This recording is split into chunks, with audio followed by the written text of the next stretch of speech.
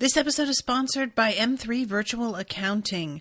Don't forget, if you are looking for somebody who can help you deal with all of the finances related to an online business or even your personal finances, if you find yourself dreading the tax time that's coming up, go and talk to Molly. She's the one who is helping me, and her help has just been invaluable. M3virtualaccounting.com is where you go to schedule a completely free consult, and Molly will talk with you about what you're looking for and whether she can help you. And let her know that I sent you. M3virtualaccounting.com. This is an Unspoiled Network podcast. This is Some Spoiled, a song of ice and fire, too. The co-host switcheroo, the rereading. Return to Westeros HBO spoiler edition. Uncut, uncensored, and too hot for primetime television. In this episode, we are covering A Dance with Dragons, chapters 22 and 23. Tyrion and Daenerys. So Tyrion's not dead, not drowned. So far has not turned to stone. But there's some other bad news. He has stumbled into a person who's going to take him back to Westeros. And Daenerys, she has a fight, if you could call it that, with Daario and sends him away. Welcome to Unspoiled.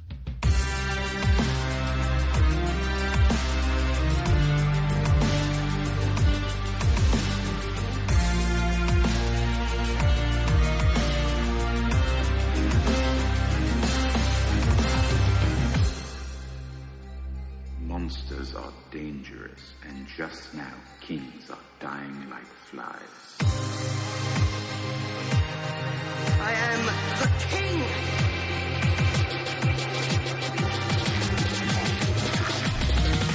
Fuck the king. Welcome to the show, everyone. I am Natasha. I'm Rashawn. Oh my God, this is not a great start. Welcome. I just said that we were professionals, too. I said, welcome to the show. I almost said Cho with a C. It sounded and like then Cho. it came to my name, and I almost said Natasha instead of Sha, which I don't like, even though that's how it's spelled. What's happening?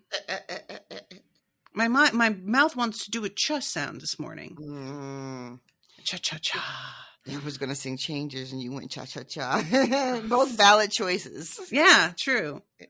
I want to say, just for the record, he is not being taken back to Westeros. Okay. That noted. is clearly Jorah Mormont, and he is taking him to Daenerys.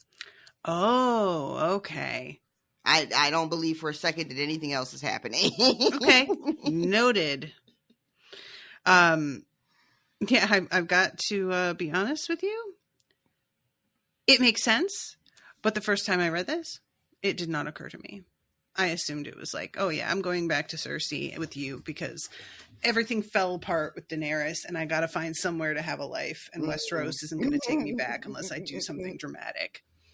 But I see what you mean. However, I could be wrong. First, we have to start off with Tyrion waking up from near drowning. And it turns out that he has been bathed in vinegar because they think that may help prevent grayscale. And the maester is like, I don't even think that really works, but it doesn't do any harm. So we went ahead with it. Yeah. Vinegar has such a strong smell that to just be covered in it. Have you ever, for those who are not aware, vinegar is amazing for treating sunburn. And I only discovered this a couple years ago. Owen's grandmother told me, and I was like, what? And then we soaked cotton balls in vinegar and pressed it to our sunburned skin. And the relief was so instantaneous and remained for so long after. What kind of vinegar? We just used apple cider vinegar. Oh, okay. But she did it to Owen with white vinegar, and it worked just as well, he said. And the only thing was that you fucking stank like vinegar all day, which sucks. Don't get me wrong. But man, it really does work. So if anybody out there is truly suffering from a sunburn at some point, give it a shot. Vinegar has so many fucking different uses. It's always like crazy, right? Like there's like 101 life hacks with vinegar. It's like, what can it do? I love vinegar, by the way, too. I will go into the kitchen. I don't have any in my house right now, and I really need to fix that. Go into my house and just do like a little shot of vinegar because I just want the taste of it. I love vinegar. I know. It's so funny to me. Oh my God. You just take a shot. I should have put some vinegar out while you were here visiting. I would have had glass some next to it. I absolutely would have had some. I love it. This is like guest vinegar. I would, I know I've said this before, probably apologies for repetition, but I would I would get a cucumber and a bowl of vinegar and eat a cucumber and like dip it in vinegar and take a bite, and I would eat it like a snack. I mean, that is a snack. It's delicious. What is salad dressing but vinegar with some oil added? And what's the oil really doing here? Really, we're here for the vinegar. That's the main event, right? That's it. Yeah.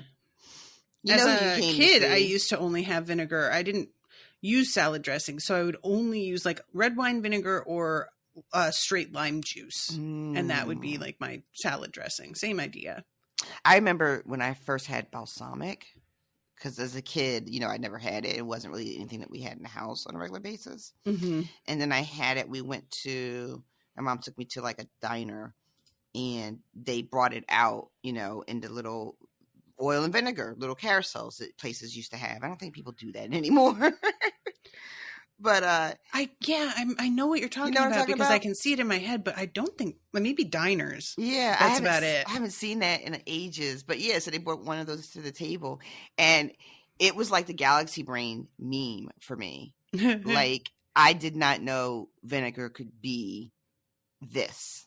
And it was such a game changer for my whole life. Oh, that's so precious. It was so good. I love it. And I remember thinking that it was very adult too, for some reason. I don't know why exactly.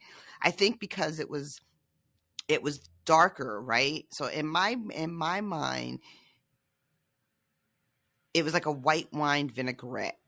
And so I overplayed the wine aspect of it as well. I think. Oh, that makes sense. In my brain. As a kid, So the whole thing just felt very, very adult.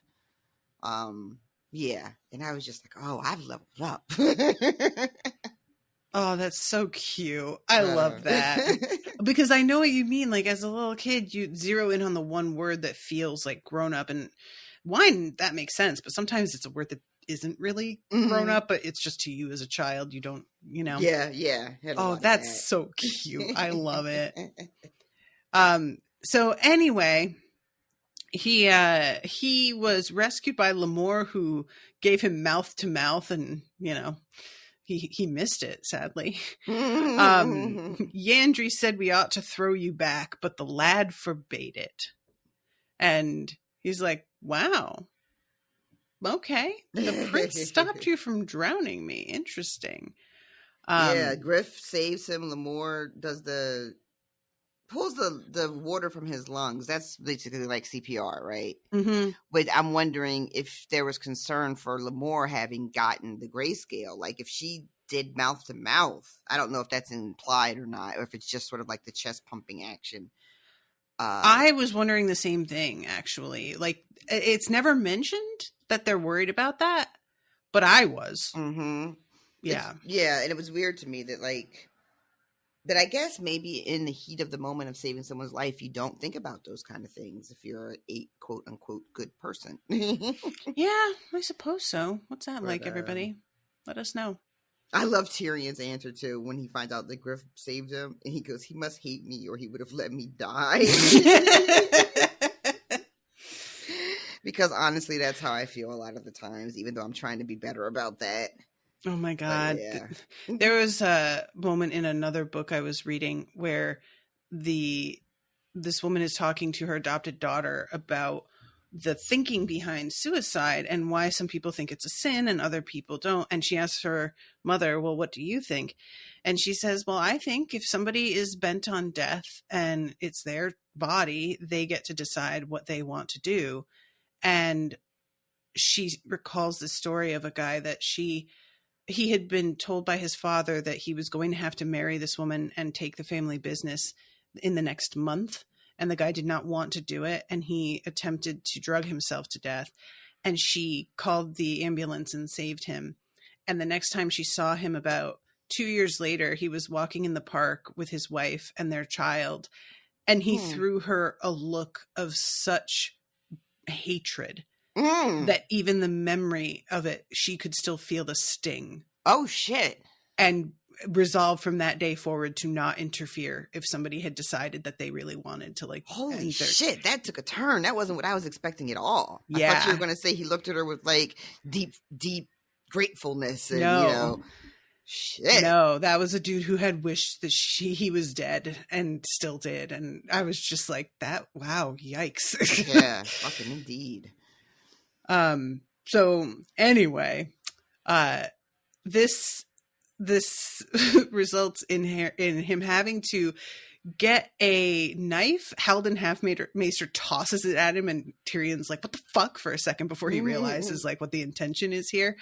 And he is forced to press the tip of the knife into every one of his extremities to ensure that he can still feel it. And he complains the whole time, as one would if one was told to please draw blood repeatedly from every appendage that you have. For right now, it seems like we're good. Yeah. There's, it doesn't seem like anything's going on, but we do get, understandably, they're very on edge about it. Somebody is just like, well, the outside seems okay, but you did swallow like half of the river. So for all we know, it could just be starting on the inside out. And that is like not what anybody wanted to hear. Right. Yeah. Thanks. Wow.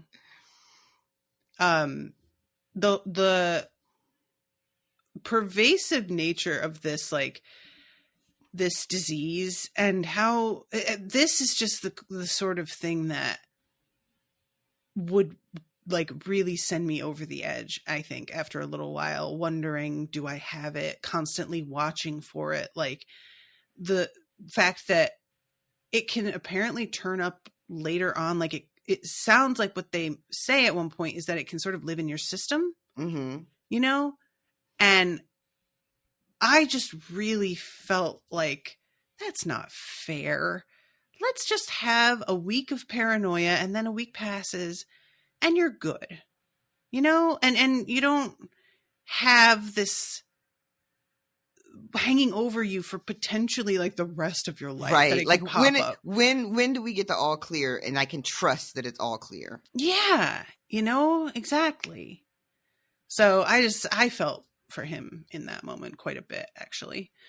So they're feeding him, and Lemore is, I love this. We prayed for you. I won't hold that against you. Young Griff's greeting was less effusive. The princeling was in a sullen mood, angry that he had been forced to remain on the Shy Maid instead of going ashore. He does not seem to understand his role. He keeps being surprised and angry that they're not letting him leap headfirst into danger. He really is very childish in the whole way that he is approaching everything. Yeah. And then this game with Tyrion just sort of exasperates that. Exactly. It's so tough because, like, I want to give him the benefit of the doubt that it's just that you're young, but I can't help but feel like this is a personality thing. I feel like there are other people who would be his age that would get it. So part of me is like, I feel like this is a bad sign for him as like a leader. If he's just not understanding this. He's not so young that he can't comprehend, Yeah, there definitely is like some concern that maybe the gene, especially the way these Targaryen genes work. Yeah. That like maybe he might not be the best. Like if he really is Targaryen, then maybe he's going to be one of the ones that don't have the best name in front of their first name. Like he's, going to be a mad Targaryen or something else. I How old is he supposed to be now? Do we have an idea? It's like 15? I think 15 or 16. Yeah, that was what I was. Yeah.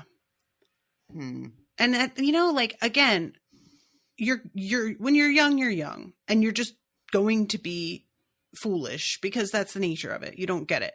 But there are different types of foolish in youth. And his is a type that concerns me for also, the role that he's supposed to be inhabiting. The way he's been raised, so, or the little I understand about how he's been raised, he's just been with this little group of people that we know here, right? So there's Griff, this Maester, this Septa, this Duck guy, and he's been, I'm assuming, had a life sort of like Daenerys's when she was sort of in exile, like different, like Illyrio and Varys sort of having a network that these people have sort of depended on to get from place to place and to sort of shelter them and fund their exploits and all that stuff. And he's been raised knowing that he is a prince in exile, that he's destined for this great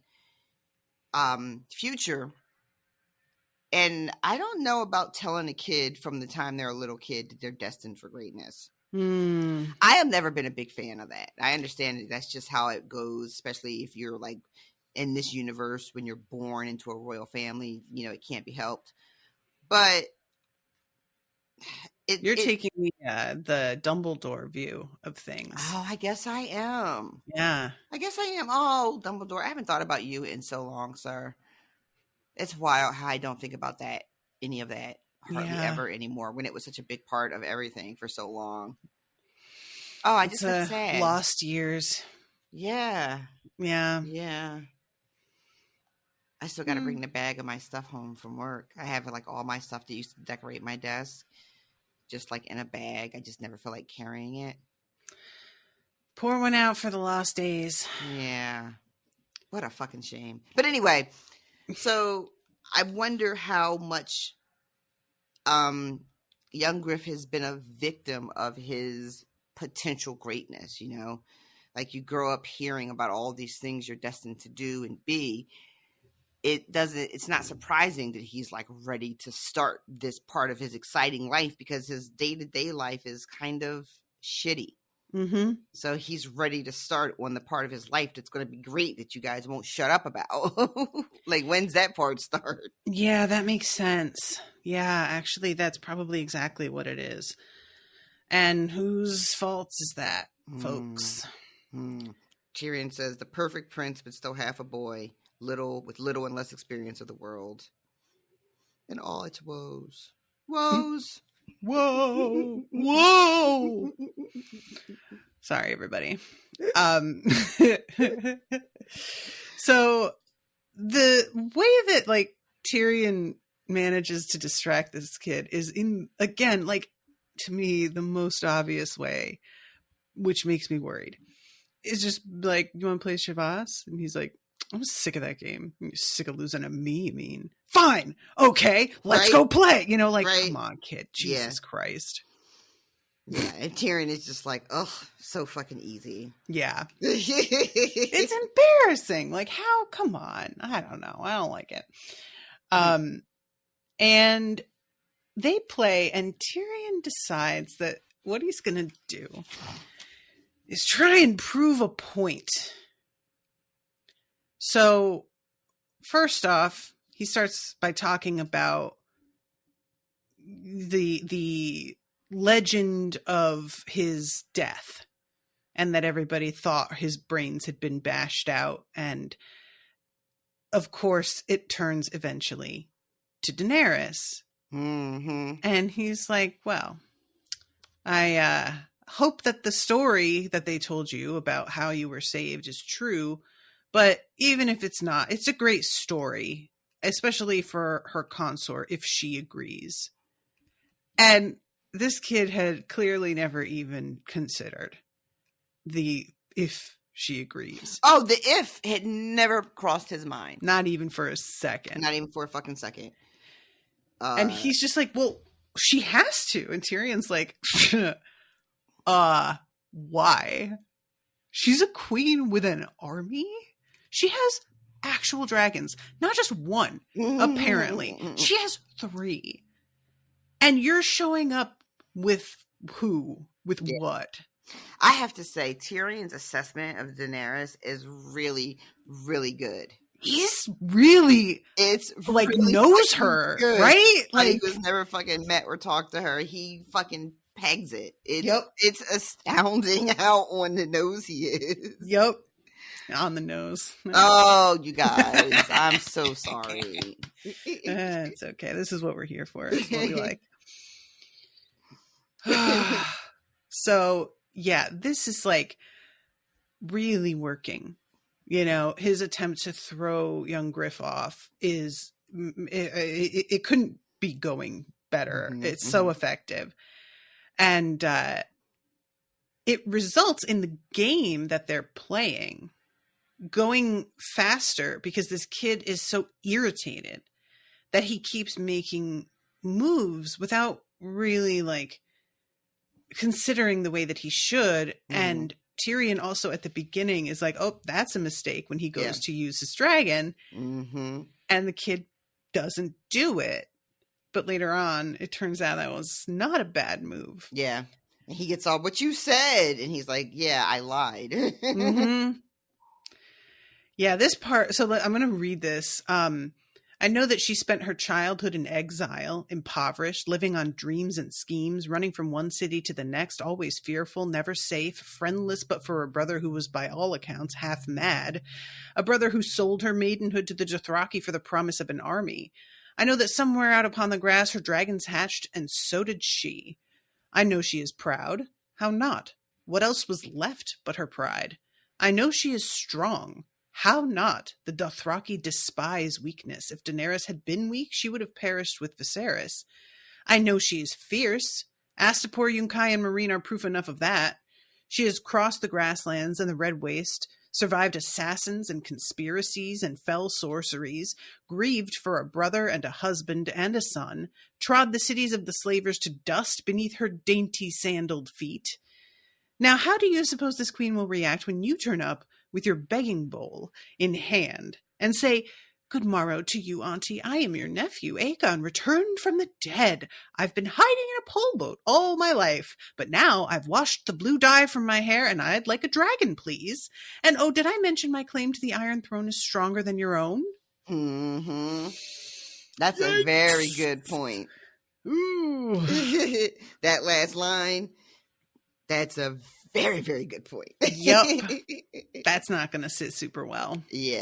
But yeah, he lays it out. And this is so, because we talk a lot about how information moves in this world. And, you know, all of the stuff that Daenerys has been doing, it's really funny too, because when we find later in the chapter when they go and he plays with the guy in the city, and he tells of the rumors that they've heard about Daenerys. All of this information about her is floating around, right?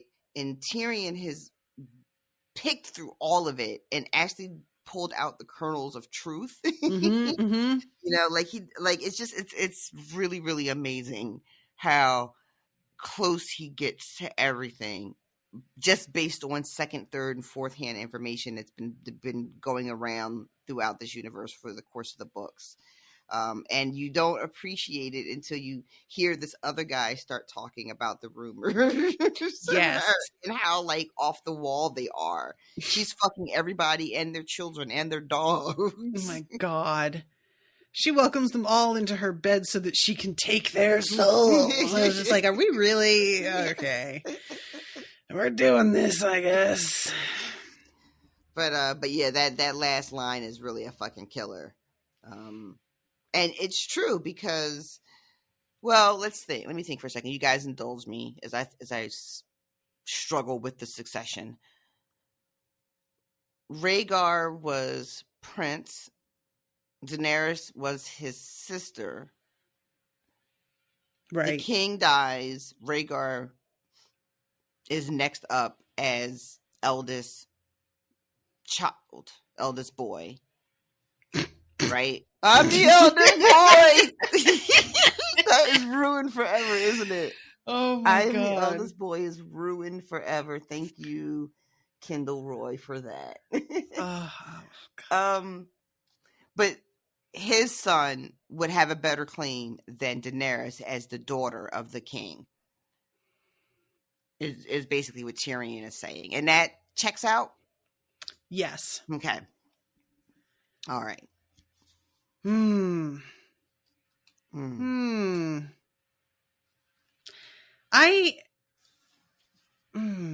What's happening? I'm just thinking about like the difference in the way that they would each be received based on him being a man is a huge advantage for him and his claim, but he doesn't have the dragons. And I feel like that's so big. That's such a big deal that I wonder if that overrides. You know what I'm saying? Like, if you, and granted, this is not a democratic system. Nobody's voting on who gets to be a monarch. So it doesn't matter. But like, if you were on the sidelines watching this and somebody was like, you need to decide between the two of these people, who has the better claim and who is the most Targaryen. Oh, I'm rolling with the dragons. No question. Right? No like question. That feels to me like the deciding factor. Yeah.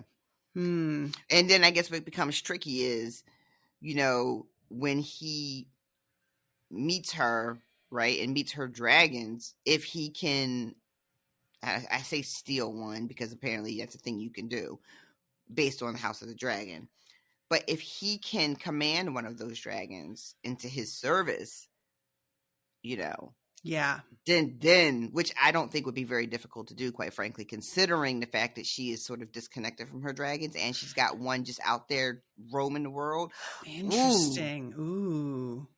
I don't think that it really happens, but what if because Drogon is just out there doing what he do, right? Like we find out she hasn't seen him in a long time. I don't think this is really going to happen, but my brain just went, what if this Aegon actually like got her dragon? Scoops up oh my Drogon. God. I would be so angry. I would be so angry that I would be over these books and I would not care that George Martin didn't finish them. The dragon is supposed to have 3 heads though. Remember? So she has one, and then there's 2 other people that need to come and claim her 2 dragons, right? Like maybe. Like it sounds like that's what it could mean, but we don't know. I'm gonna be honest, I never really fully got that particular the dragon has 3 heads, you know. I never got exactly what that was supposed to mean. I'll be very frank with everybody at this late stage of the game. And it seemed like whenever people talked about it, I would get like very varying stories. So I was like, oh, other people aren't sure either. There's like not a consensus, maybe. I think that most people are in agreement that it's just there are 3 Targaryens out there that are potentially going to like play a role in saving Westeros from the others. Yeah. Oh, what part of the internet have I been on? I mean, the part without spoilers, so probably maybe that's why my information is so dodgy. But yeah, like I think that's what most people seem to think is like that Daenerys isn't the only one, but interesting who the others are, right? You know, like because we know Jon, is definitely half. Well, this makes this because it's very funny too, because later on we meet the priest that's preaching that she is the prince that was promised. And which honestly makes more sense in terms of like sacrificing a loved one and everything. Yeah.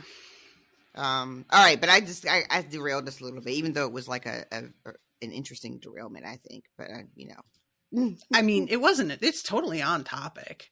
Oh, good. Okay. I think. Maybe that's just me, but so say what you want. She will be my bride. Lord Connington will see to it. I trust him as much as if he were my own blood.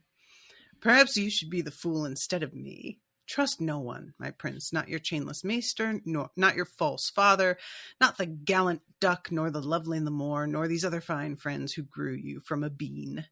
Above all, trust not the cheesemonger, nor the spider, nor this little dragon queen you mean to marry. All that mistrust will sour your stomach and keep you awake at night, 'tis true, but better that than the long sleep that does not end. But what do I know? Your false father is a great lord, and I'm just some twisted little monkey man. Still, I do things differently. And what he suggests is just go to Westeros, to Dorne, and start mustering banners and wait. You don't have to launch an assault. You just step in there while Cersei is busy ruining the country. And everything is a disaster. And make it so that she has a place that is ready to receive her with reinforcements and hole up. I think this is a really good idea. It is. And coupled with the counsel that she needs to get the fuck out of Marine and head west, like both of those are the better ideas in my opinion. And I don't think anybody is going to be listening to either of these. No one is about to do either of these. It's unlikely. And it's a real shame. Yeah, it's a real shame. Like, if he were able to convince them to do this instead, and if in the next chapter Barristan was able to convince Daenerys to head to Westeros, what could be different? You know? Everything. Like, yeah.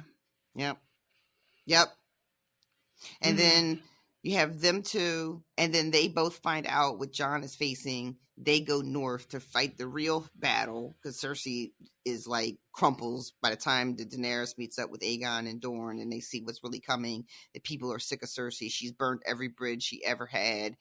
Then the others become the main focus. They go north, they meet Jon, and boom, there's your third dragon. And then they fight the others, and story over. Yep.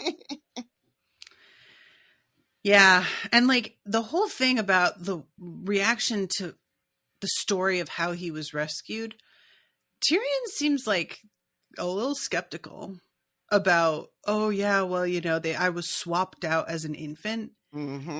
So does he just think this kid's an imposter? Like, he has the look. Tyrion has said that himself. I don't know what he is thinking could be going on here. Is like, just he is of Targaryen blood, but because there are people out there who have the look and aren't, or if they are, it's distant and, you know, they're a bastard or whatever. Maybe he is just somebody, and they saw this kid that fit the look, and they were like, you know what we could do? I mean, you know, it's definitely possible. The question is really, like, does it matter? Yeah, and if we believe in it, Illyrio and Varys have both been very cagey about their motivations, right? Everything is, you know, we do it for the realm. The realm is more important than the individual ruler and all, you know, all that stuff. If, which seems unlikely to me, if they put all this effort into protecting the Targaryen line through the effort they put into protecting Daenerys, and then this effort with this Young Griff / Aegon character, that's a lot of resources and time and energy spent in saving these two Targaryen children, and, you know, machinations to install them back on the throne when they come of age. That doesn't seem like it's unbiased. I just want the realm. You know, that feels very much like, oh no, I stand a Targaryen. So, I mean, I don't know. I don't know. And I'm going to point something out, and we're going to do some Austin's Info Corner. Okay. And he has sent a pair of notes. Usually he will send one set that's for the 2 chapters we're covering. But this time he sent a set that's for the chapters we're covering, and then another set about theories regarding Young Griff. Oh, my. And he reminds us that before we get to this part in the book, there have been 2 hints about a mummer's dragon in Book 2, during the House of the Undying, where Dany has a vision of a cloth dragon being paraded amongst a cheering crowd. And that's the first one. The second is when Quaithe in this book says to Daenerys, "Lion and Griffin, the sun's son, and the mummer's dragon, trust none of them."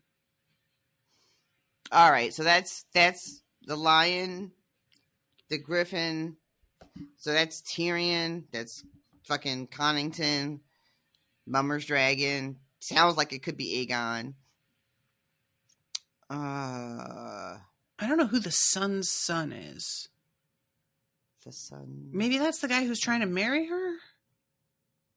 The sun's son. Oh! Dorne's symbol is the sun. Oh, that's right. That's and right. He's sending his son. They're Yeah. sending his son to her too. Trust none of them. My. Wonder if Quaithe's even just trying to fuck shit up for Daenerys a little bit. Maybe Quaithe's not looking out for Daenerys. I don't know. That's pretty much everybody. The only person that's not mentioned in that is Jon. Yeah. And Austen points out that Mummer's dragon can just mean fake dragon, but also before becoming a spy, Varys was a mummer. So Mummer's dragon could mean Varys's puppet, basically. Oh. That still points to Illyrio and then this whole group. Mm-hmm.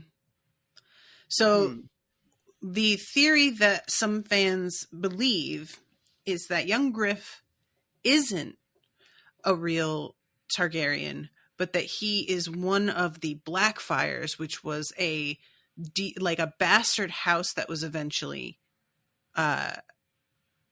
legitimized.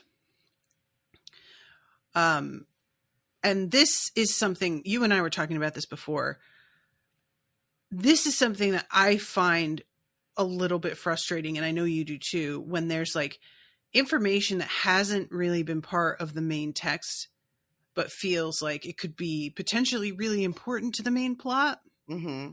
And, you know, this information that Austen is giving us is a history that is mentioned, but isn't really emphasized, you know, in the main book. But I'm going to tell you this anyway. The Blackfires were a cadet branch of the Targaryens founded by Daemon Blackfire, who was a legitimized bastard.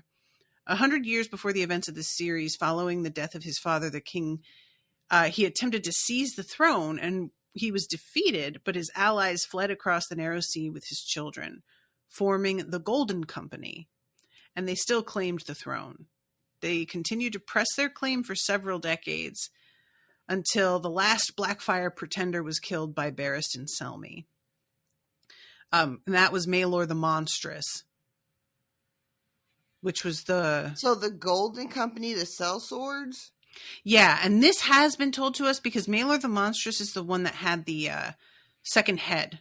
Do you remember that whole yes. weird thing? Mm-hmm. So it is mentioned in this book and the very first one that Maester Illyrio's second wife, Sarah, was a woman from Lys, a city the Blackfires used as a base, and who looked a lot like Daenerys, with silver hair and blue eyes. Illyrio has chests full of well-made children's clothes, which he gave Tyrion to wear, and is insistent to see young Griff, and genuinely heartbroken when he can't. Illyrio seems weirdly set on having Griff on the throne, and the last, let's see, I'm just going to make sure I'm not reading a spoiler by accident. I'm not sure if that's like this book or next, so I'm going to avoid saying that part, but it doesn't matter that much. The most popular theory is that he is the son of Illyrio and his wife Sarah, one of the last of the Blackfires, sold into slavery after they were finally snuffed out. Ooh. Yeah.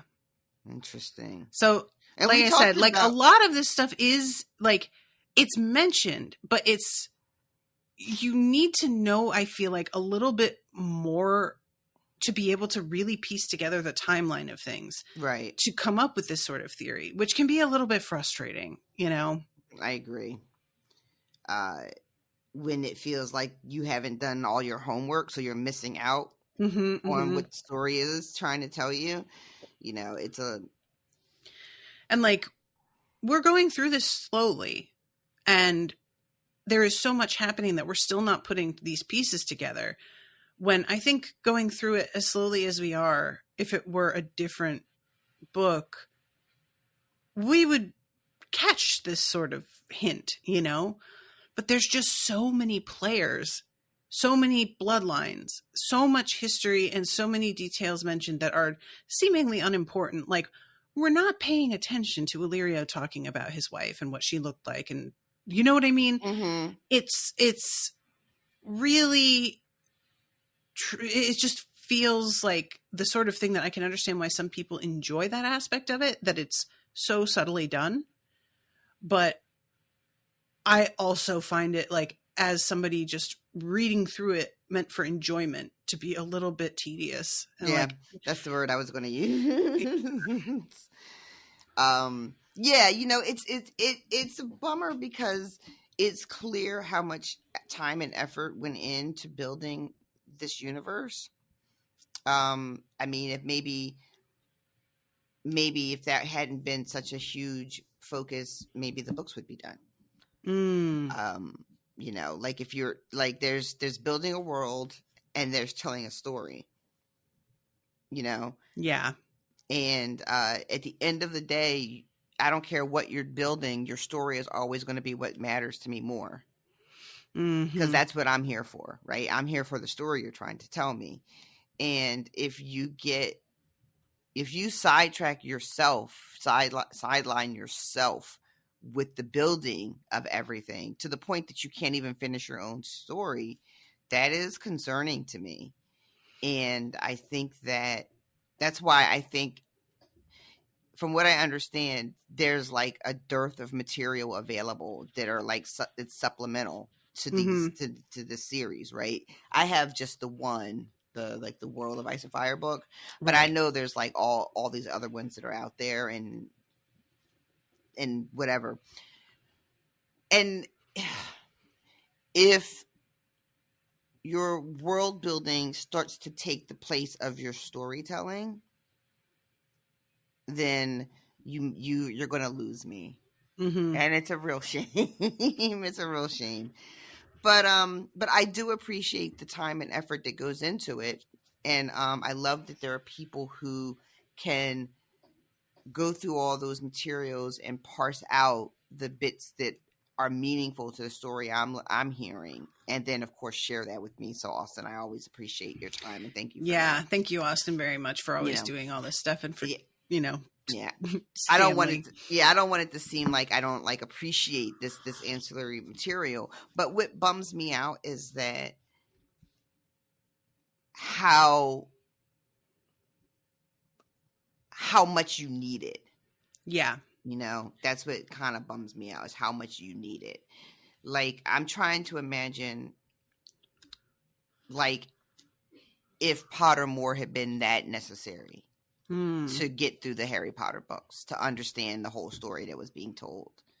If you needed to read every, you know, little side story and background story and, you know, supplemental material. And I think a lot of people would argue that you don't, because what Austin is pointing out as like hints here are all in these books. But it feels for me like you have to be able to like step back and take a look at some of the ancillary material to begin to put the significance of them together. I don't know if that's true. There probably are people who were able to piece together this theory with just these main books. But I really, like, this is, you know, my third read through, and the some of these details I didn't even know were part of the theory to begin with. So the way I imagine is people read the books, and that's one of the things I kind of wish that I was able to do, but I understand because of what we're doing as a podcast and because I'm hella late to these books. But I would have liked to have been able to just read them without the expectation that I was going to be interested in or need or even want all of this other additional information. Like, just let me read it and make whatever connections I make. And the ones I don't make, I don't have them then, do I? I don't get to have them if I don't make them. Right? And then maybe, because that's what it's like to read for yourself. Like, that's the way everybody else gets to enjoy the book. And then afterwards, people read the book and then they go, oh, George Martin's got like this many blogs out there and this many other books I can go read. And then you go to those secondary sources and then you get your galaxy brain moment. You go, oh my God, I didn't even put that together when I read the book. Let me go back and reread it. And now it's a new experience because now you're rereading it and now you're making all these connections that you didn't make the first time you read it either. You know, that's kind of what I miss. That's the experience that I would have liked to have had with these books, but that just isn't possible because, again, I'm 10 years or more late to the game and this TV happened and this is a podcast where we're like slowly going over everything and you know what I mean? It's just not set up for that kind of experience. Yeah. So like this theory seems pretty solid to me. And Austin even ends his notes with the same question that I had earlier, which is, does it matter? You know, even if the Blackfires are bastards, they're still Targaryen. They still have that blood. And maybe he can still manage a dragon, even though he isn't like part of the official line. Do dragons give a shit? Don't think so. I mean, I don't think the dragons care about like the legal technicalities of a thing, right? Yeah. And it bodes well for Jon that they don't care. Interesting. Yes. So yeah, just to kind of, the thing that I get sort of sad over is knowing that it's very likely this young man believes what he's been told about himself and that he isn't being told the truth. Yeah. Is a bummer to consider. Like, it doesn't really matter, but just knowing that you have been fed a fairy tale about yourself. Yeah. And also the fact that Illyrio wanted to see him and couldn't. That's heartbreaking. That's the thing that really sticks out to me about from everything. That's my big takeaway, is that when we were reading and we were just like, he really wants to see this kid. Like, you know, he seems so sad about it. And I remember talking about how much he loved his wife. And the thing I don't understand is it says that Austin's note said that his wife and the child was sold into slavery. She picked her up from a pillow house. The Blackfires, when they were finally squashed, were sold into slavery. So when Illyrio met her, she was working at a brothel and he liked her so much he decided to marry her and took her home with him. Right. Which was what caused him to get shunned, essentially. But so he this is in this theory, does he willingly give up his son to this plot? Yes. Oh, okay. Because he's working with Varys, and Varys is like, yo, your son could really pass for somebody if we wanted to. Oh. Yeah. All right. Well, as far as Aegon's concerned, his story is, you know, his true life experience. And it doesn't seem like at this point he is the kind of kid that could take new information and process it and act accordingly. So I'm going to just say, I hope that if it turns out he really is Illyrio's son, that he doesn't find out, because I don't see him accepting that well. Yeah, that's not going to look good, right? So let's just hope that's a secret that everybody takes to the grave. Yeah, hard agree. So it ends, as we said, with Tyrion winning and this kid having made a bad move. You said, I lied. Keep your dragons close and trust no one. Young Griff jerked to his feet and kicked over the board. Pick those up, the boy commanded. I don't like it. I don't like this vibe. It feels bad. He throws a tantrum and then resorts to using his power over someone else to make them do something like this. It's not a good look. No. And granted, it could just be childishness, like we talked about earlier. But you know what it feels like? It feels like a red fucking flag. It does, though. That's what it feels like. like after dating for 2 months, I'm going to be looking back like, you know what? I should have known the day he kicked that game board over. Right. Mm-hmm. Yes, exactly. That's the big one in your little like calendar of memories where there's a stamp over it that's like, first clue, bad man. Yep. So, he's still young. There's still potentially, but it bothers me a little bit that nobody seems to be addressing this sort of behavior in him. No. They're educating him. They're teaching him how to fight, but his temper and his personality isn't coming under any particular sculpting. I don't know the word I want here, but you know what I'm saying? Like, I do. I don't know. No one is teaching him how to be a good person. I thought Lamore's role was like going to be kind of, in that vein, but I guess not. Why did you think that?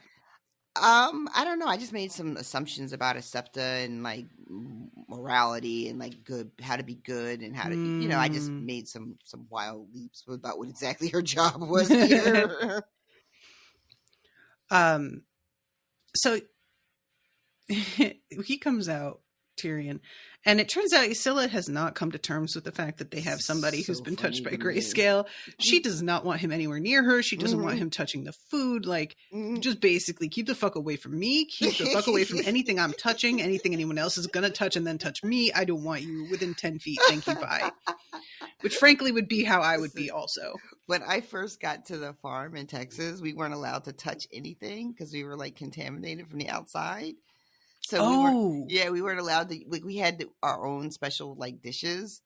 Like I had my own like utensils and a bowl and a plate that was just mine. I wasn't allowed to use like the community, ware. Oh my God! Oh I yeah, didn't know this. The one time we did the thing, I talked about it, but it didn't like come up any other time. Anybody asking about the farm? It's her cult. It's a cult that she accidentally joined. Just call it the farm. I don't want to use that word. And okay, get people overly interested. Just like when you say like when we reached the farm, I was unclean. Oh, Sean, it doesn't sound awesome. I'm just saying you probably do want to clarify a tiny bit. Yikes. But yeah, so this but when she sees Tyrion's on a boat, she fucking stops so short the other guy like bumps into her because she's like, the fuck is he doing back on my boat? So Griff sends Halden to go see this guy Cavo? I'm gonna call him Cavo. I was calling him Quavo, like that rapper. But I don't think that's right. But that's what I decided. And I don't know the rapper. He's one of the Migos, I guess. Gotcha. I don't know which one he is though. Rashawn, and I know one of them is dead now. So I didn't know Migos was more than one person. Oh. Nope, did not know that. I mean, listen, I'm laughing at you, but bitch, I barely know. Like, that's the extent of my knowledge. Like, it sounds plural, but plenty of people's names end in S. I don't know. Sure. Migos, that's his name. Like that guy, Jethro Tull. What? The band Jethro Tull? I do not. Oh, the one song, the song everybody knows. But it's a band, but the joke is like, oh, I love that guy, Jethro Tull. No, it's the name of the band.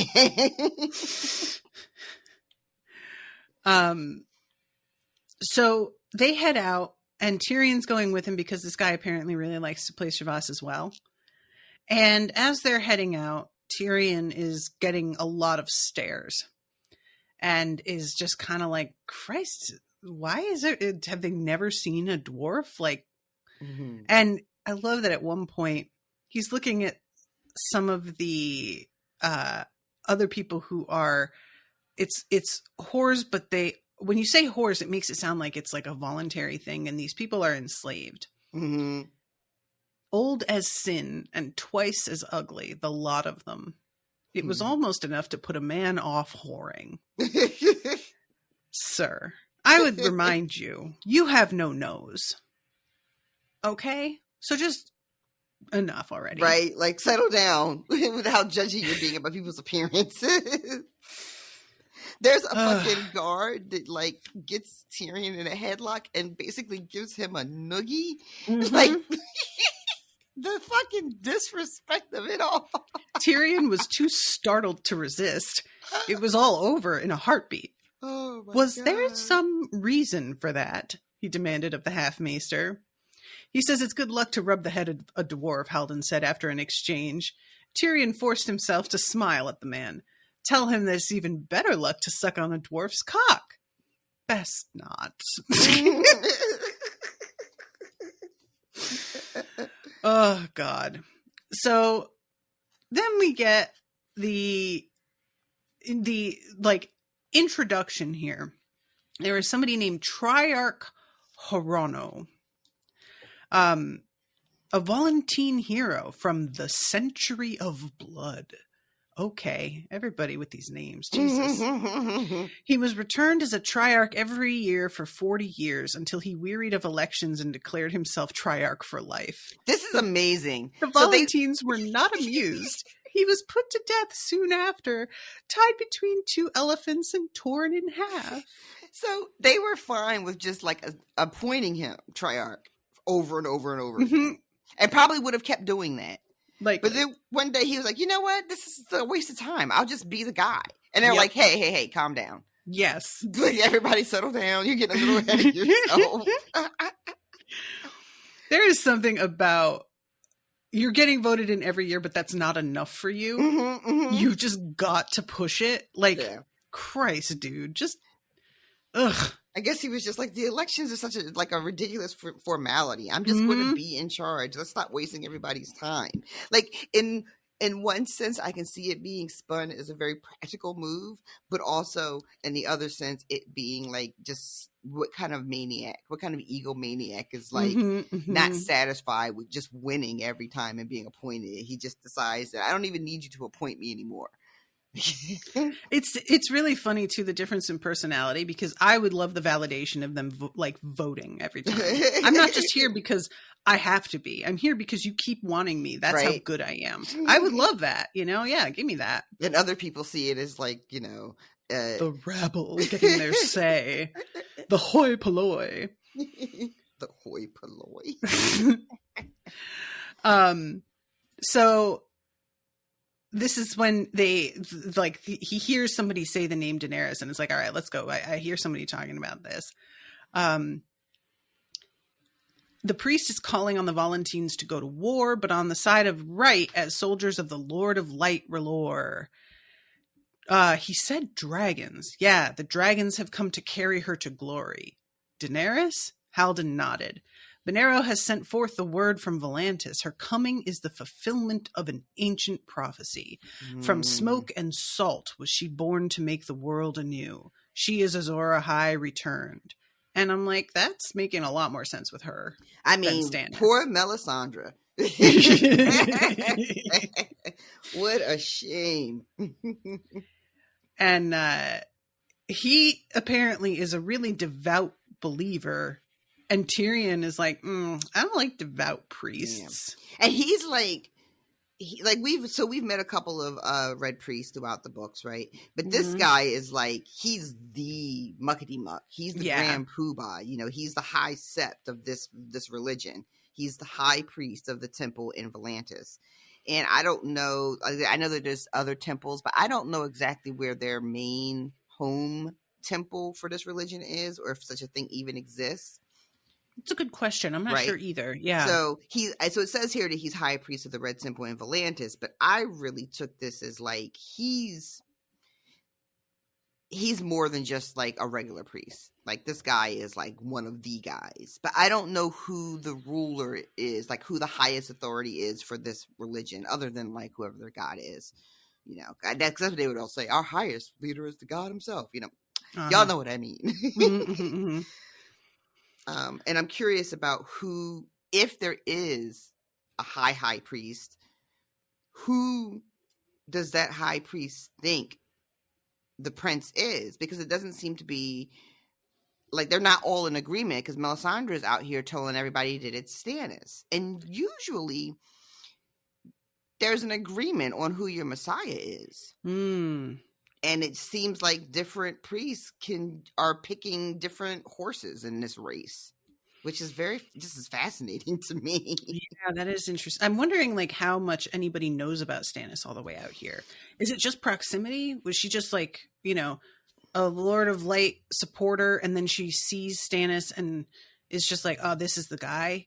And I they would just don't know love about him here. I would love to know that, you know, because Quaithe is spending a lot of time advising Daenerys, though she hasn't, that I can remember anyway, and you guys know how my memory is, but she has not actually said anything to Daenerys about her being the prince that was promised, but she's coming to Daenerys and giving her these warnings and shit, so she's investing resources in Daenerys, so seems like she might be on board with this theory.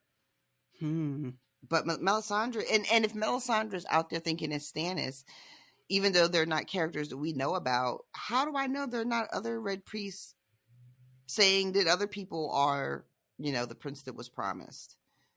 I don't know. Indeed. You know? I'm like, how much do you think the prince that was promised is real? A literal prophecy to be real? I don't think it's anything.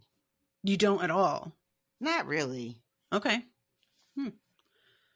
I say that because I don't think of it hardly ever, so that tells me that I don't really think that there's anything there. Yeah, that's a really good point, actually. I hadn't really stopped to consider just the importance it has to me reading the story. And I guess you're right. I don't really like ask myself who the prince is very often. Every time it's brought up that it's like, oh, people think it might be so-and-so, I'm like, oh, okay, maybe it is. And it doesn't, I don't feel any like particular urge to defend or suggest anyone, you know? So yeah, that's probably a good metric to use in terms of like how much I give a shit. But the thing is that's funny is that usually in a story like this, I would definitely think the prophecy was real.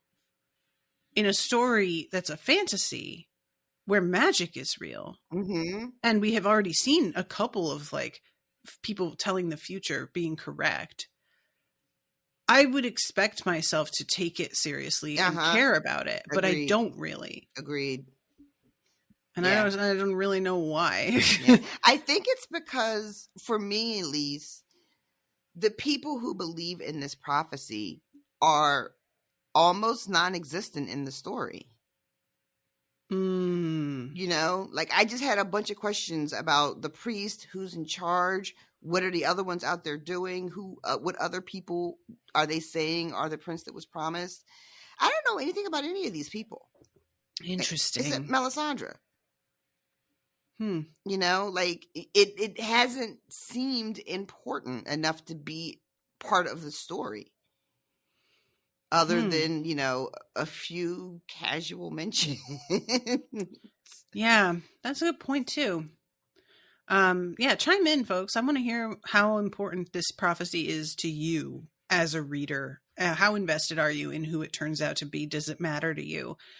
Because I'm just sort of taken aback once I stop and like look at it, how unimportant it actually feels to me in the end. I'll say, as a non-spoiled, non-book reader engaging with the show and the fandom online, there was way more energy in the commentary around who Jon's real parents were versus whether or not he's the prince that was promised. You know, people seemed like really into like, who are his parents? Is our theory true? Is it going to get confirmed? You know, are we going to get the Tower of Joy and all that?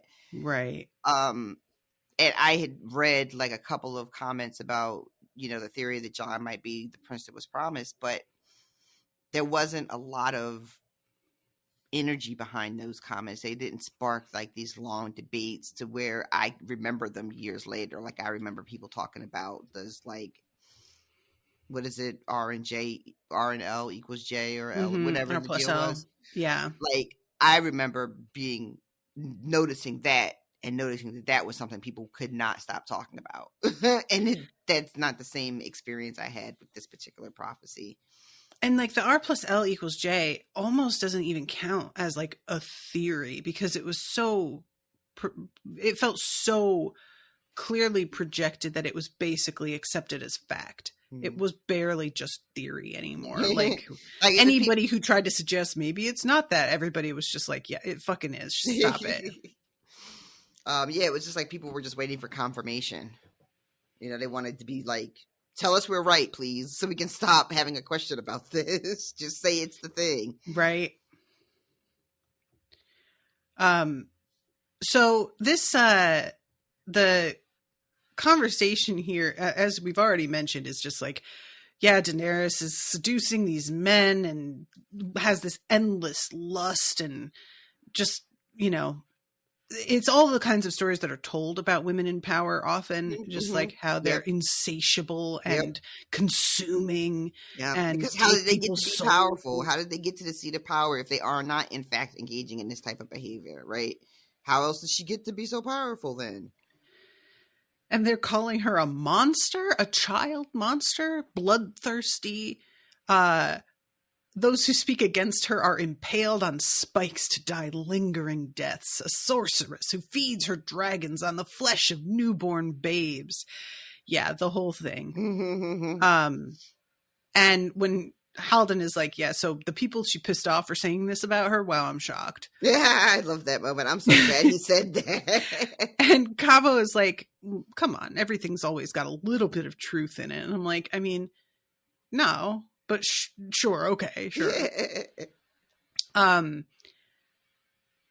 Red Priest outside seemed to think Volanta should fight for this Silver Queen, not against her.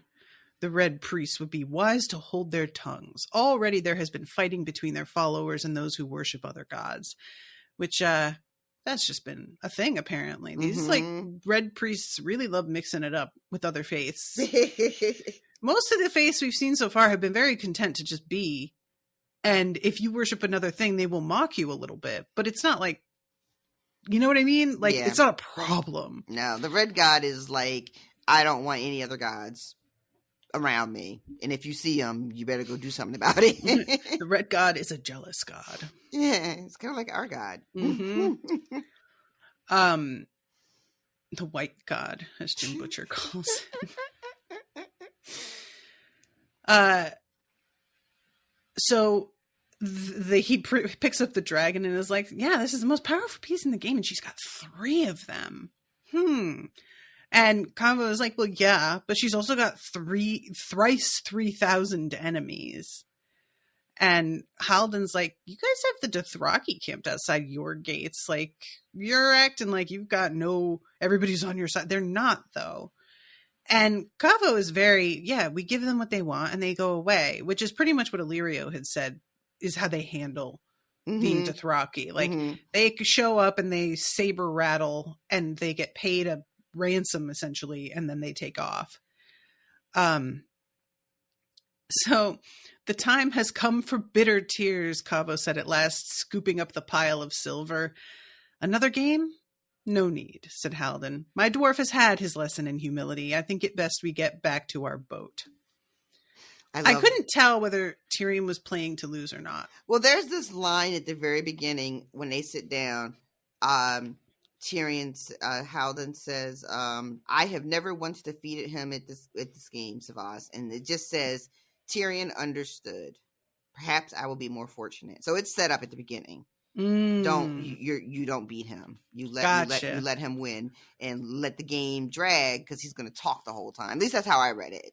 Gotcha. I like that. But I was surprised because I thought that there would be an acknowledgement of that after the game was over and they left, but there never really is. No. Which I kind of enjoy that because then it means that Tyrion's ego is just not tied up in this at all. So he doesn't need to address it. It's just like, yeah, what? I lost on purpose. It does not matter. So then we Yeah. go to like a bad scene. This is rough.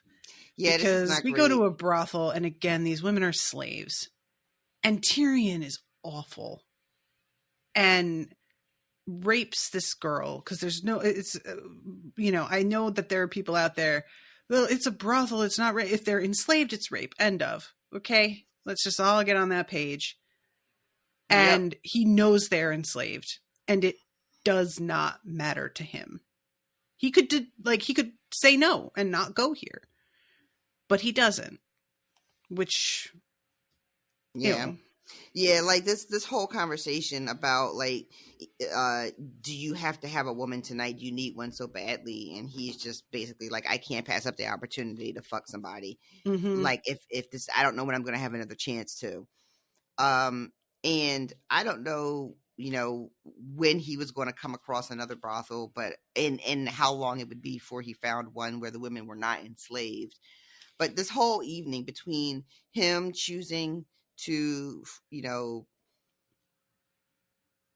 have, buy a woman here, and then the way he treats the woman that he buys, like just the whole thing is no good. It's no good. Yeah, it's just a really like, and the way that he like in the midst, he first takes her upstairs, tries to talk to her, even though it's very clear she does not speak the language. So there's something almost mocking about he it. He asked for somebody that speaks the language, and they give him this girl, and then it turns out she doesn't speak it at all. Yeah. So he fucks her and comes almost immediately. And is just like, oh boy, that's really embarrassing. Hold on. He gets this wine and drinks too much of it and throws up all over this like gorgeous carpet they have. And then basically climbs back on top of her and does it again. And I'm just imagining this dude like climbing all over me after like there's vomit still probably in his beard, and how foul this is. There's a moment when he is having her undress and her back is crisscrossed by ridges of scar tissue. Mm-hmm. And he also asks her if she knows Taisha. And then asks her, does she know where whores go? And then after he sees her back, he thinks that this girl is as good as dead. I have just fucked a corpse. Even her eyes look dead. She doesn't even have the strength to loathe me. Yeah. It's grim. And this is between the fuckings, because then this is when he drinks all the wine, throws up, and then fucks her again. Mm-hmm, mm-hmm. It's not even like, oh, I'm thinking this after the fact and kind of walking away feeling shame. It's I'm thinking this and then I go do it again. Because I'm so like unaffected by it that it doesn't matter. I can still get it up and I'll still do it, which is pretty hideous. Yeah. And it's just a particularly like grim scene that Austin points out in the show, the way that this worked. It says, in the show? In contrast to a similar point in the show, he flirts with and charms one of the women working there and then decides not to have sex with her because he is still broken up about Shay.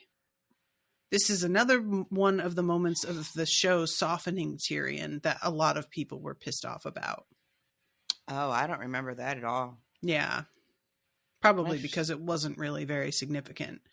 I'm trying to think if this was done on the show, because they didn't do the whole thing with, Taisha. Griff and all that. Oh, and Griff. Yeah. Right. So this, as he's traveling east, he's with Jorah. I remember him being with Jorah. But when does this happen on the show? I don't remember. It doesn't really matter. It doesn't really matter. You're right. I do know that I do remember a scene on the show with him tumbling out of a crate. Mm-hmm. He is with Varys, I think. I don't remember if he goes back, if he's with Illyrio, because Illyrio is really not much of a thing in the show the way he is in the books. So yeah, maybe it was when he's traveling with Varys, and then they have this moment. But yeah, you've talked to me before about different moments that are in the books, and then they have Tyrion just sort of being softened in the show. And Yeah, I agree with Austin. This is definitely a good example of that. It's like when I think about Tyrion and the way the show softened him, this is the scene for me that I think of as being like a moment of really seeing how little empathy he seems to have anymore. Like, he's just sunk in my estimation. This bummed me out so much. Yeah, it's funny, like, not to like take the heat off of him for his choices in this moment, but he has really sunk in his own estimation as well. Mm-hmm. He is just filled with such self-loathing, and like killing his father has fucked him up. Yeah. In a real significant way, as that kind of thing will fucking do, no matter how deserved it might have been and how fucking awful Tywin was to him his entire life, and with Shay and all of that.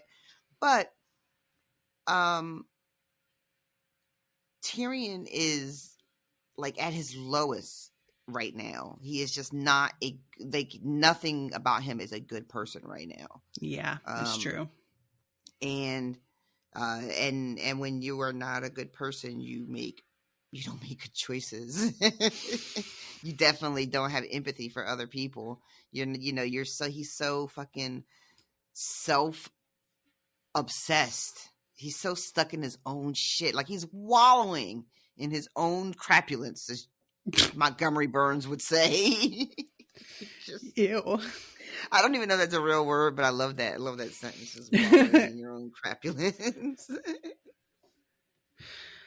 But this whole scene ends with him stumbling across Jorah Mormont, and immediately Tyrion is like, oh shit, because this dude looks strong, is sober, and Tyrion is quite drunk and doesn't have any way to defend himself, and it's very clear nobody here is going to step forward and have his back. Oh yeah, the fucking owner has bounced. Like, there's nobody in charge. Toodaloo, motherfucker. So it ends with him saying, I am taking you to the queen. Yeah. And that's the end of that chapter. My guy, over an hour, and it's just one chapter. Yep. We go to Daenerys. And Daenerys, I don't think her chapter is going to take as long to talk about anyway. Like, Tyrion has a very history-dense chapter, and it's also just actually longer than hers. Almost twice as long, from what I remember. And Daenerys is really... It's just the same question. What do I do? Everything is bad. What do I do?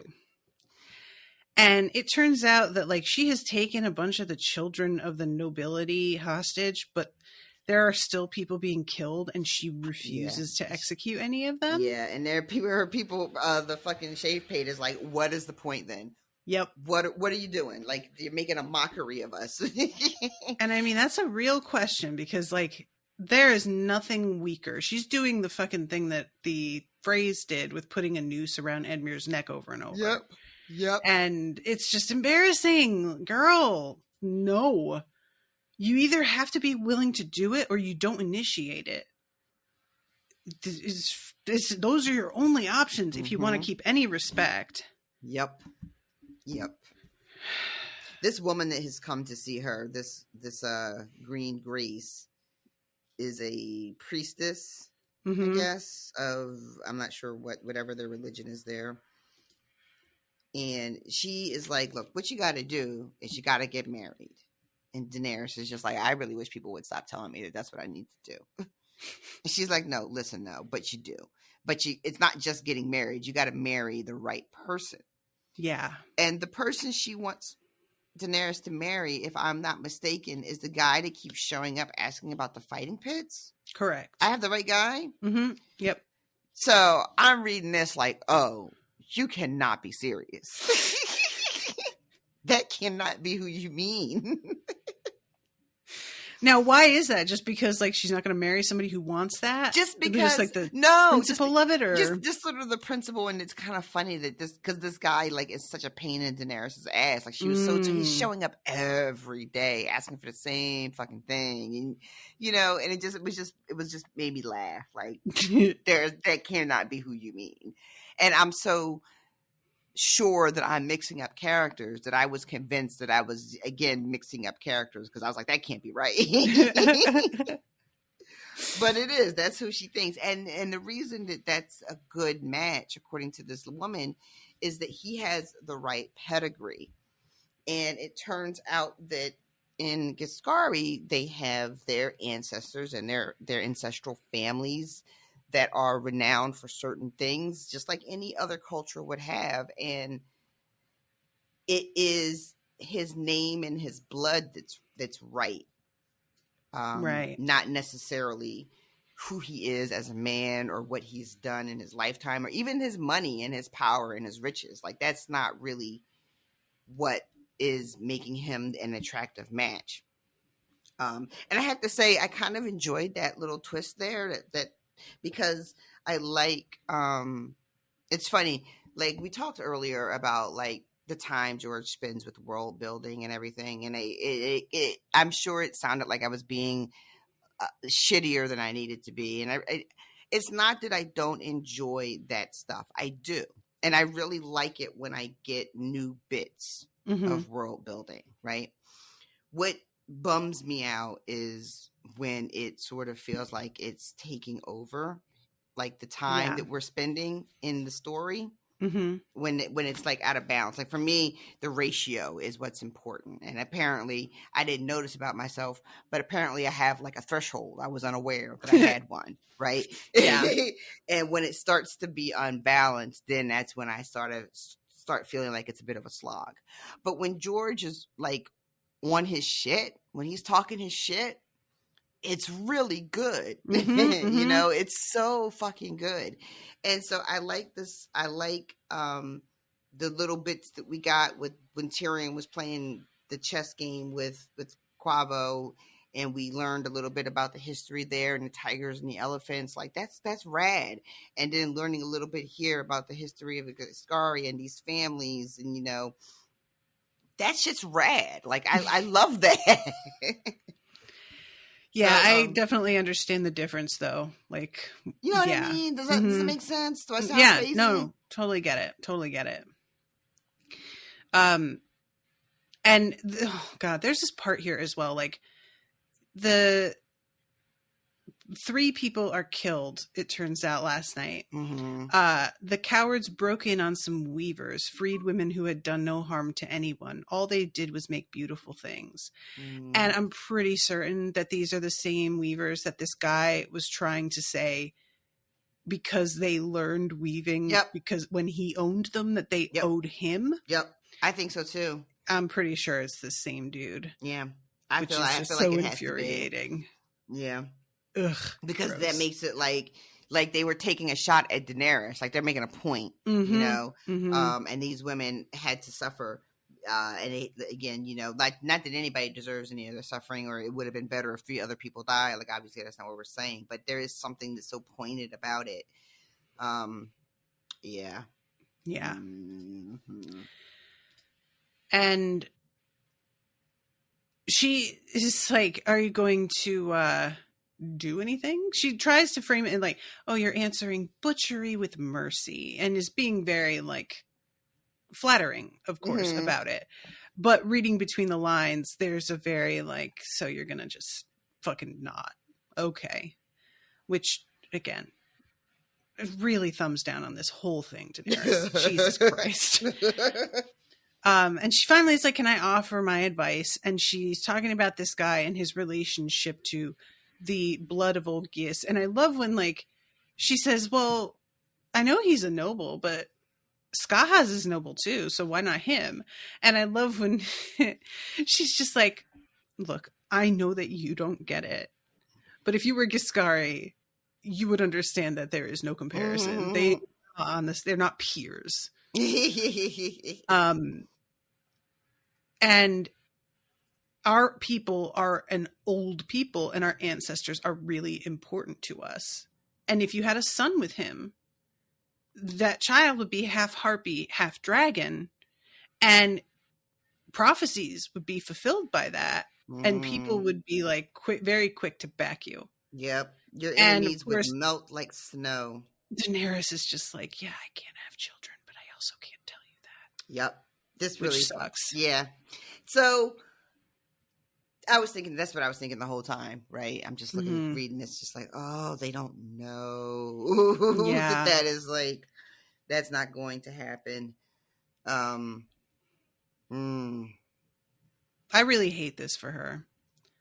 There's something about having to keep something like that secret and everyone assuming that I know is what people who can't have children deal with every day. Yeah. Because there's just a complete lack of privacy around it, where anybody will just ask you, you having kids? Why haven't you had kids yet? Fucking just basic common, it's for common discussion. People have no fucking compunction about asking that kind of shit. It's wild that people still engage in that behavior. When the woman says this to her too, about like, your child will be the fucking fulfill the prophecy. And because I had forgotten that, Cal's baby was another prophesized baby. Right. Yes. Like the stallion who mounts the world. Like, she can't just like, it would be nice if somebody somewhere told her that maybe she could have a kid and it would just be a fucking kid, but I guess that's not like in the cards for her. Oh my God. I don't know why that is so funny. Just like, I would just like to have a child for the child part. No. Is that not on the table? Not in the cards for me? No? Okay. So she says, I brought him with me, his star, if you want to talk to him. And Daenerys is really kind of like, wow, that is really ballsy. Fuck you a little bit. But she doesn't want to offend this woman. She's like, all right, sure. Send him on up. And I love the way that she's like, I'm going to take my leave and leave you two lovebirds to have your little chat. Like, oh boy. So he comes up and is like, yeah, so you want to? And she's like, okay, first of all, you're out here saying, marry me and this will all stop. So are you one of the sons of the Harpy or not? And he's like, no. Would you tell me? No. What do you think? Do I think he's one of the sons of Harpies? One of them? I mean, at this point, it could literally be anybody. And he seems very confident that he could just quash the killings very, very quickly, easily. And if he's not one, he knows exactly who the fuck they are. Yeah. At the very, very least, he knows exactly. If he's not literally one, he is Harpy adjacent. Okay, yeah. Yeah. You know what I mean? Like, he knows the secret handshake. He knows where the clubhouse is. Like, he may not have been all the way jumped into the gang, but, he's hanging out with them. He's drinking 40s. You know what I mean? Definitely, yes. He's at the parties. He's invited to the weddings as best man. Oh, boy. So she makes a deal with him. First, she's like, kiss me. And he kisses her hand. And she's like, no. Like, for real, kissy. Kissy, kiss me. And he does. And she's like, wow, that was really weak. Yeah. And does not say this. There's no real sense from him that he understands why she's asking him to. You know what I mean? Like, he doesn't seem to see this as a test of any kind. Well, she tells him after the kiss, I don't love you. And he's like, meh, you might later. Eventually you might like get there. Sometimes. Yeah. It's interesting because I'm not sure if it's just supposed to be that there's no chemistry between them. if it's supposed to be that his sexuality is not in her direction. I suspected the same thing, but why did we think that? I'm not sure which one it is, you know? I definitely thought it. I don't know if it's Daario says something later that points in that direction, but I suddenly was just like, I don't think that he's interested in women. Daario does say something. Does he just come right out and say it? I'm not sure if he says like basically that he's into men or if he's just like he has no passion. I feel like it was something more like he has no passion. Yeah, it was something like, you know, he can't satisfy you or something along those lines. But it's sort of interesting to me that as much as Daenerys understands her role and that a queen does not belong to herself when she's talking later to Barristan, that she is still very much taking it into account whether they have chemistry, and that seems to be playing a factor in her decision. Mm-hmm.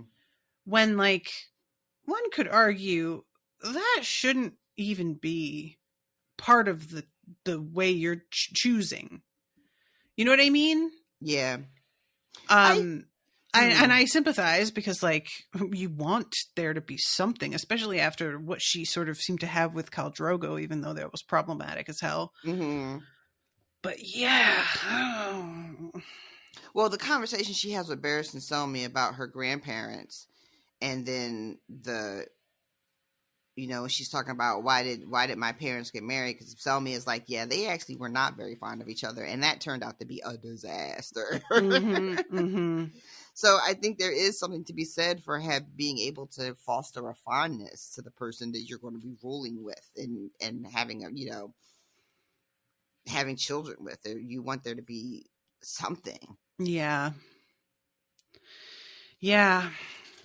So at this point, she's like, have you heard from my boy at all? And he's like, well, he's downstairs, actually. I didn't want to interrupt your little conversation. She's like, oh my God, what? Send him up. And she goes into a flutter, getting ready. It's a whole thing. It's again, it's just a little bit embarrassing. This chapter feels very young. Did we talk about what he promised her that he could do? I know we talked about whether or not I believed whether he was the son of a harpy, but I started to and completely got sidetracked. Yeah, you're right. So yeah, what she ends up telling Hisdar is that she will agree to think about marrying him if he can give her 90 days and 90 nights with no violence. Yeah. And he says that no bodies are hitting the floor. And yeah, he's like, and so then you'll marry me? And she's like, maybe. And I was just like, oh, you sly dog. Right. Young girls have been known to be fickle. But yeah, so that's what their agreement is. He's gonna go and do that and come back in 90 days. And she starts to worry, like, what's going to happen with her alliances if she agrees to marry this guy after 90 days, because she's worried about the Shave Pate, whose real name I cannot remember. But is that Shazgaz? Scott.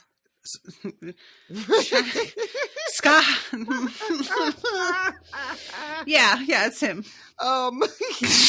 And she's just like, that he's not going to be happy, but Reznak is going to fucking love this. And she's like, and that's terrible because I don't trust Reznak, and anything that makes him happy is probably not great for me.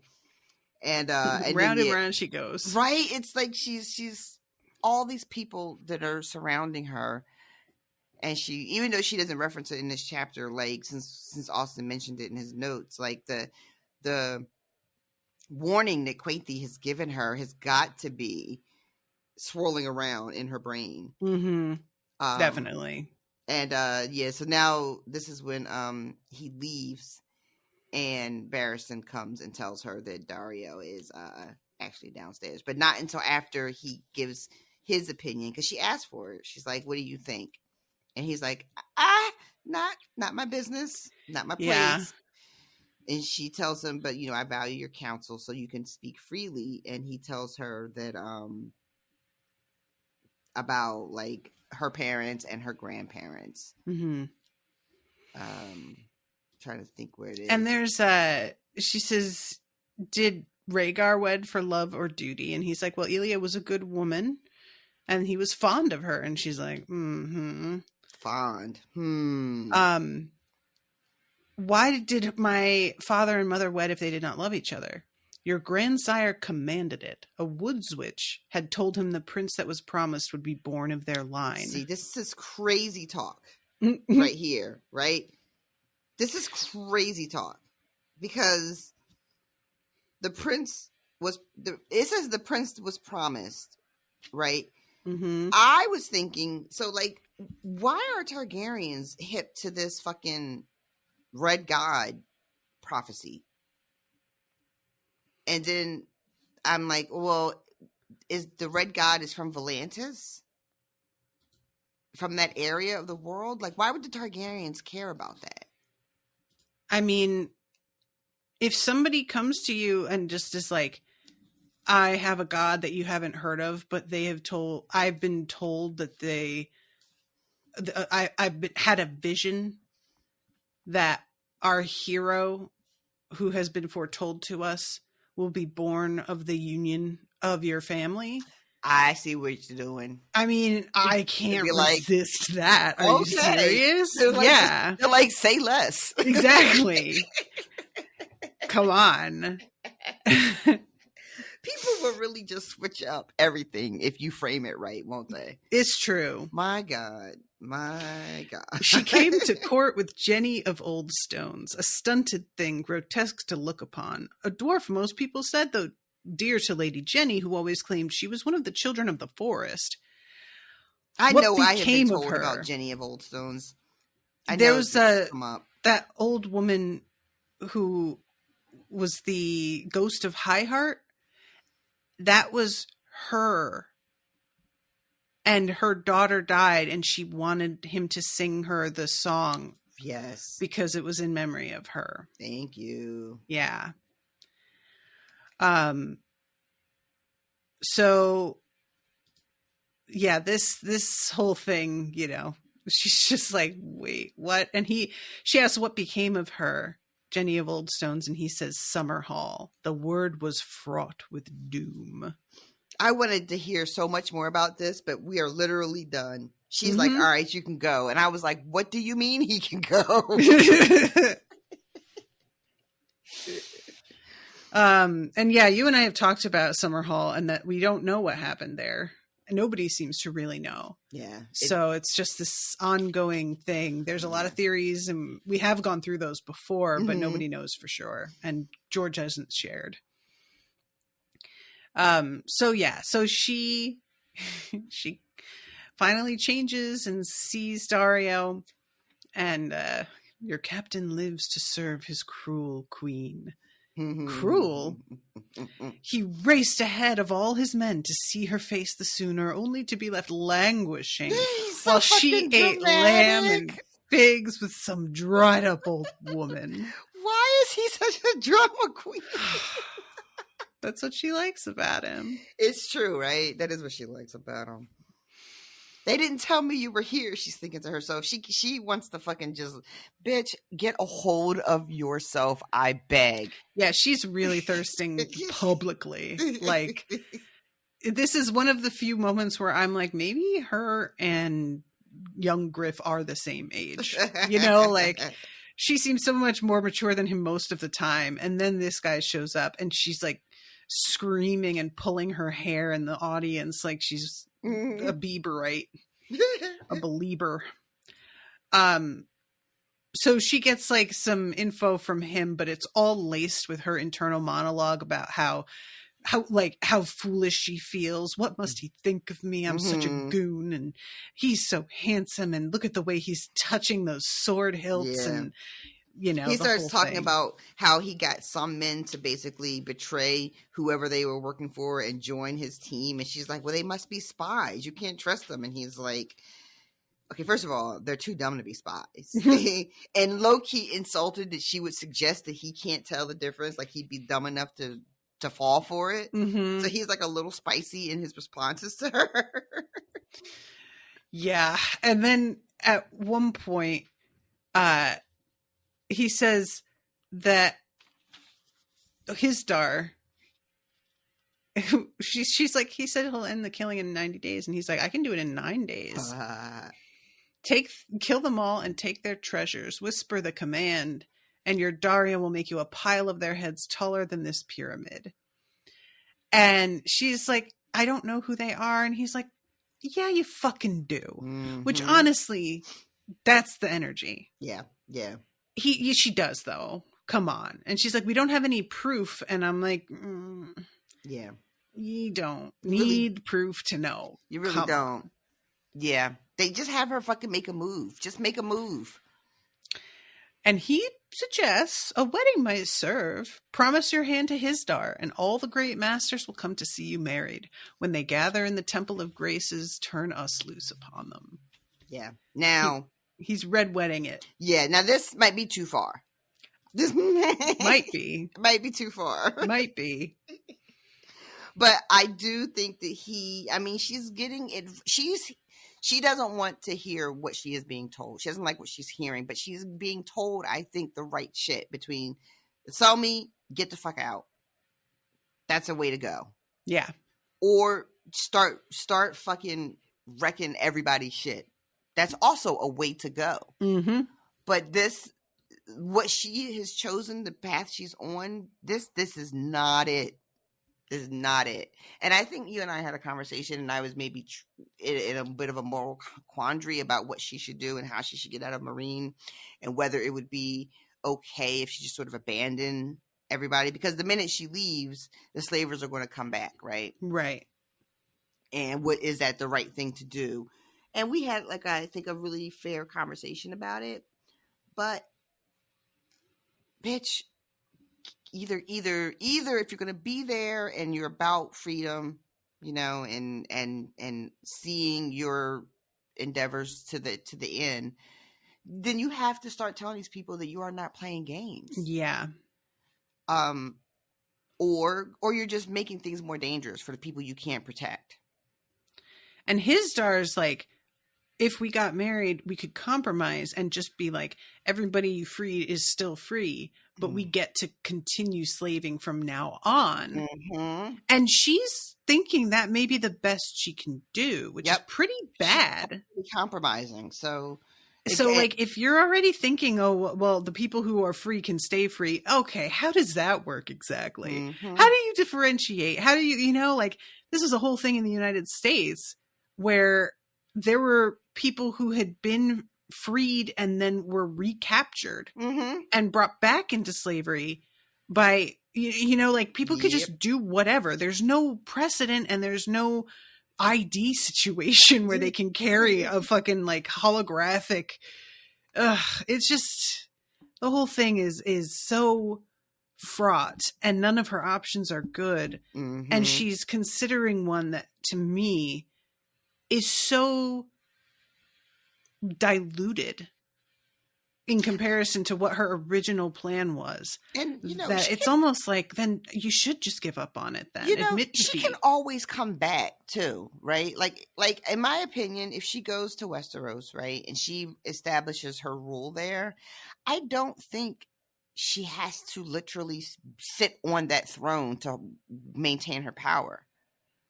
I think she can go to Westeros, especially if we believe Aegon is Aegon and say, like, a perfect world, right? Say he takes Tyrion's advice and they decide to do that and go to Dorne. Say that the prophecy of never trusting the son of the sun, and that's all bunk and we don't have to worry about that. And they go to Dorne and they put up their banners for her. She gets the throne. That's all gravy, right? Mm-hmm. Then I know that the others are like a major concern. I'm just going to put them on the back burner for just 2 seconds.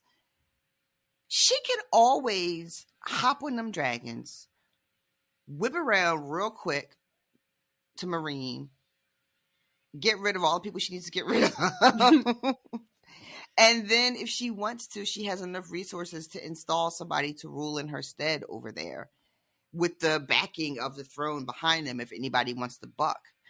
Like, you can come back and get them. You just because you're leaving Marine now for Westeros doesn't mean you're abandoning them forever and ever and ever in perpetuity. You know, but she seems to feel like, and George is at least, you know, the narrative so far has been like, this is an all or nothing deal. Like, if she leaves, yeah, the slavers are going to come back, and that's just going to be how it is for eternity. And that's not necessarily how it has to be. But I don't know. That's interesting. I like that idea, though. It might not be feasible or realistic, you know, for things I'm not considering in this moment. But I don't see why she can't just swing back around that way. Yeah, that's like, I wonder if I have a lot of like, well, but what about, and I'm not going to get into them all now, but I'm curious what our audience thinks. Share with us your questions and theories about potentially following this line of things. So, yeah, once he's proposed Red Wedding, she's like, wow, you are fucking awful. Jesus Christ. She really does think this is a terrible, terrible, terrible thing. Like, monstrous idea.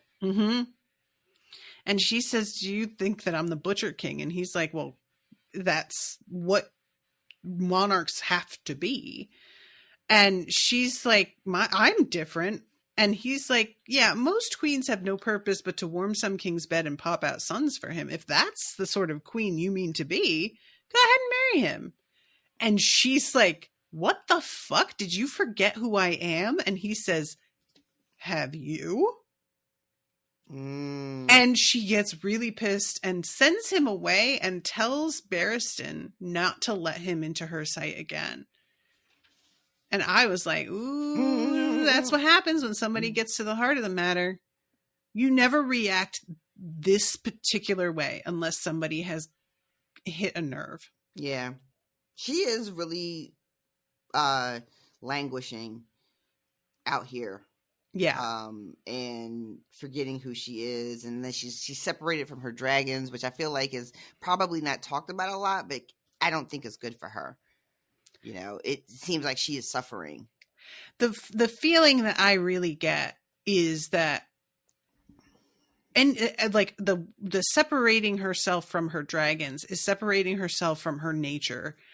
And that it's similar to, like, you know, Lady being killed by Cersei. Like, it's just sort of divorcing yourself from what makes you who you are in an effort to, like, accomplish something. But is it worth it to give up part of yourself? Yeah. You know? Yeah. And I really hate that I don't have a good answer for her. Because, of what she should do? Yeah, you know, because, like, I know what I think she should do, but I understand fully why she doesn't want to, and the concerns that she has about leaving and the kinds of bloodshed that would happen, even if she were to turn around and come back, and even if it weren't forever, it would be pretty horrific. And knowing that's what the fate you're leaving people to, that's a heavy thing to carry. And man, I mean, yeah, you know? she's just, like we said before, he has really written himself into a corner here. There's no really, like, I don't believe her staying there is going to be ultimately staying there in this capacity that she's currently in. If she suddenly switches up the way she moves, that'll be a very different thing. But the way she is currently behaving, I don't think she's doing many people much good. Yeah. In this state. And I think that she's endangering people, actually, the longer this goes on. The longer she's seen as weak, the longer the Harpies are emboldened to murder, the more that violence will ramp up, because they're not going to stop until they eventually get what it is they want. right? So they're just going to keep increasing the violence. So she's going to be forced to either respond in kind at some point or leave. Neither are good options, you know? No. And if she leaves, like I say, and comes back, the time while she's gone, that's just going to be a horror show. It absolutely is going to be a horror show. But if she stays, especially if she marries and agrees to this compromise, she is ensuring a different type of horror for generations to come that are going to be born into slavery and live their lives enslaved. And not only is she going to be guaranteeing that, but she's going to have to sit there and rule and watch it and be a part of it. You know, she's going to be complicit, which is going to do something to her internally as a person and how she sees herself that might be irreparable. Yeah, she's just in a really shitty situation. There's no good choices. So, yay! That's the end of the chapter. Oh God. Yeah, this whole, like, these two chapters, it's sort of interesting because they don't. We've had so many back to back that really have had similar themes going on, and these don't have the same themes in terms of like the burdens borne, but it is a similar question of like what method is best, and there being a particular method that seems like it's probably the best course, but feels so out of reach at this point, which oh God, I really just want to write a fanfic where everything goes the other way. The thing about Tyrion's theory about what Aegon should do about going to Dorne too is it sort of presupposes that Daenerys comes west. I guess because they are not, like, they know she's a Marine and they're aware that there's troubles there, but they don't seem to, or at least Tyrion doesn't seem to account for the fact that it doesn't look like she's coming west anytime soon. You know? Yes. That Aegon could just be sitting in Dorne waiting indefinitely for her to show up because she's not going anywhere. She's fucking mired right now. I wonder if it would change things. You know, if she heard, oh, there's like a surprise Targaryen and he's in Dorne and he's mustering and waiting for you.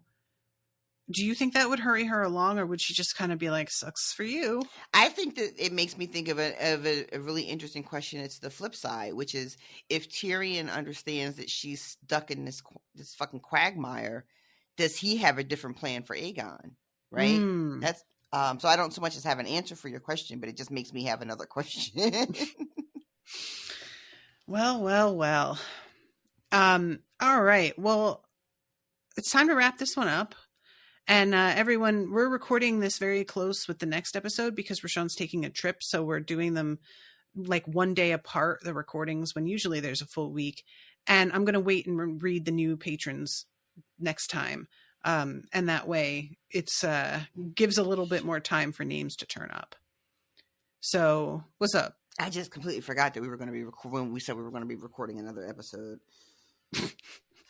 We had this whole thing and put it in our calendars. We did. And I still forgot. There's too much going on. Your girl. Well, pray for us, kiddos. We love you very much. Until next time, toodaloo, motherfuckers. Bye, guys. Pray for me. Joffrey, Cersei, Walder Frey,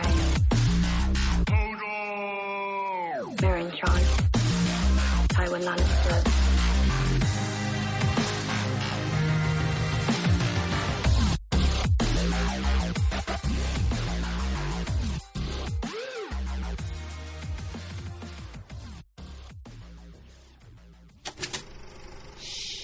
That was an Unspoiled Network podcast.